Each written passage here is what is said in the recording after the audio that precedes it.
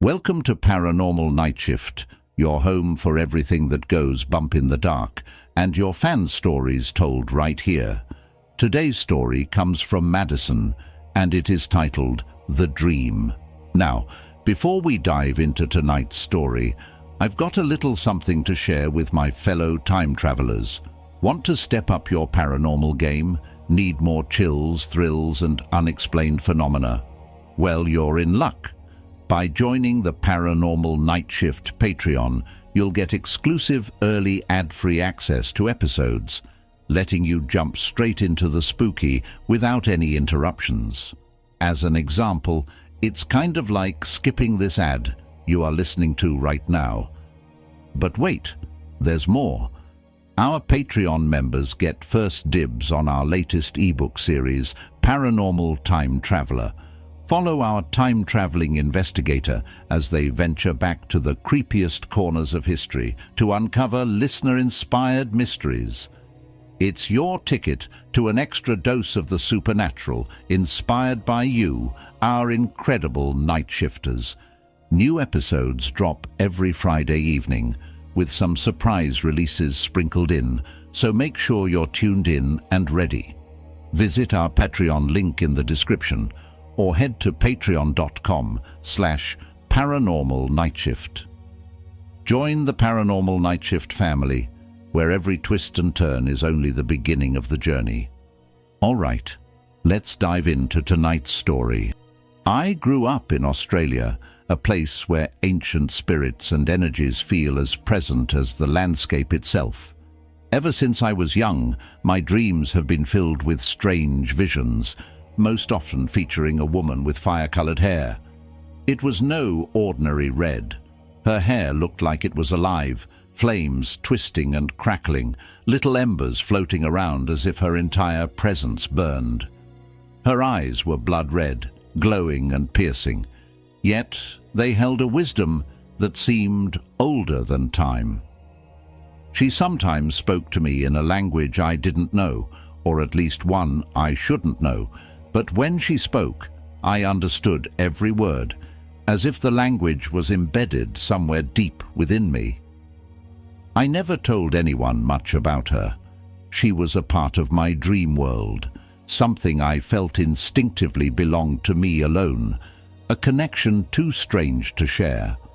That changed when my best friend introduced me to her friend from the United States. This girl, whom I'd never met, was apparently plagued by a demon, an entity that had tormented her for as long as she could remember, spanning multiple lifetimes. The story intrigued me, and I listened as my friend recounted how her friend felt trapped, haunted by something she couldn't escape. They had tried everything to rid her of it, but it clung to her with a relentless grip. I sympathized, but since I'd never met her, I didn't think too deeply on it. I had my own strange encounters after all. Then, one night, everything changed. The dream was unlike anything I'd experienced before. I found myself running down an ancient cobblestone walkway, the stones worn and cracked, damp from mist that clung to the air. The only sound was my own breath, and the soft, rapid footsteps of someone running beside me. A girl. I didn't know who she was, but in the dream, it felt like we were connected, like we had always known each other. We were the only ones in this empty place, or so I thought. As I glanced behind us, I saw a man following us at a slow, steady pace. He was partially hidden by a dense fog that shrouded his upper body, leaving only his black pants and polished shoes visible. There was something sinister in his approach, a dark energy that crept toward us with each of his steps. I felt an urgency to escape, to protect the girl.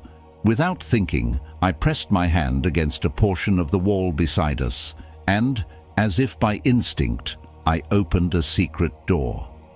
As the door swung open, the man behind us seemed to panic, his calmness breaking into frenzied energy. A massive, clawed shadow raced toward us along the wall, fingers stretching out, desperate to catch us. Just as it was about to reach us, I pulled the door shut, feeling the slam echo through my bones. Inside, we found ourselves in a cramped, musty passageway with a rusted metal ladder stretching upward. Without a word, we climbed, the girls breathing loud and shaky, my own heartbeat hammering, as if in sync with the bashing sounds on the other side of the door. Each bang felt closer, stronger, like the door itself wouldn't hold much longer. When we reached the top of the ladder, we entered a grand apartment, unexpectedly elegant, filled with people dressed in elaborate costumes and masks. They moved with ease and grace, as though the place was suspended in time, a world far removed from the terror that had chased us.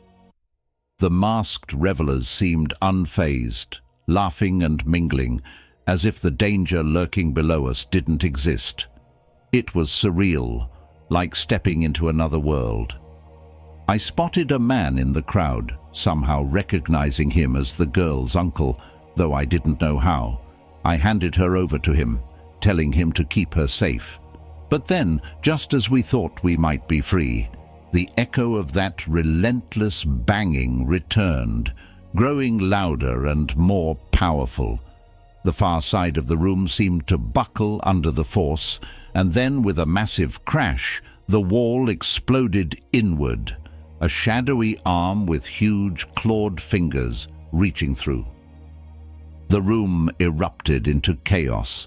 The guests screamed, scattering in every direction as fog began to swirl around us, thick and consuming. The uncle took the girl and ran as I shouted for them to get as far away as possible. But I didn't move. Something kept me there, an energy surging inside me that felt both familiar and foreign. Alone now, facing this shadowed creature, I felt my body change, my reflection caught in a nearby mirror. The fiery-haired woman from my dreams stared back at me, her eyes glowing red, flames licking around her. I was her, and she was me. I didn't just feel her power. I was her power. The fog began to thicken, and from within it emerged a massive creature, a minotaur with eyes like embers, burning with a fierce intelligence. It stared at me, unmoving, and then it spoke in that strange language. I understood the meaning, feeling the words resonate through my bones, though I couldn't recall a single word of it upon waking. I replied in the same tongue, my voice carrying strength and authority. Then, without hesitation, I reached out, placing my hand on the creature's face. The air crackled as its form began to shudder, breaking apart into embers and smoke, dissipating under my touch until nothing was left but the thick, fading mist. I woke up with a start, my heart pounding, the memory of the dream vivid and searing. The next day I shared the dream with my friend, still feeling the remnants of power and adrenaline running through me. As I described the Minotaur, her face went pale, her eyes widening in shock. She told me that the Minotaur was the very same demon that had haunted her friend, the same entity they'd been struggling to banish for weeks. They had tried everything to rid her of it, yet it kept returning, latching onto her with renewed intensity. Together we realized what had happened. Somehow this demon had sought to weaken her by attacking me, her friend, across continents, but it hadn't known what it was dealing with, whatever I had transformed into in that dream. The woman with the fire-colored hair, the woman who felt more powerful than anything I'd ever known, had destroyed it, vanquishing it where no one else could. I still don't fully understand what happened that night, or why I dreamed of protecting someone I'd never met. All I know is that the fiery-haired woman lives within me, and when needed, she rises, a force as old as time, ready to protect against any darkness that dares to come close. Remember, if you want to support the show, head on over to our Patreon page. Your contributions help us keep the lights on, the stories flowing, and the time traveler fueled up for his next adventure. But hey, if you can't support us financially, no worries. Just sharing the show with a friend or rating us on your favorite podcast platform goes a long way. And if you've got a spooky story of your own, we'd love to hear it. Share it with us right here on Paranormal Nightshift. You never know, your story might just become the next chapter in the Paranormal Time Traveler series and told here on the show. Until next time, keep your eyes peeled for the unexplained, your ears open for the unheard, and your minds open to the possibilities.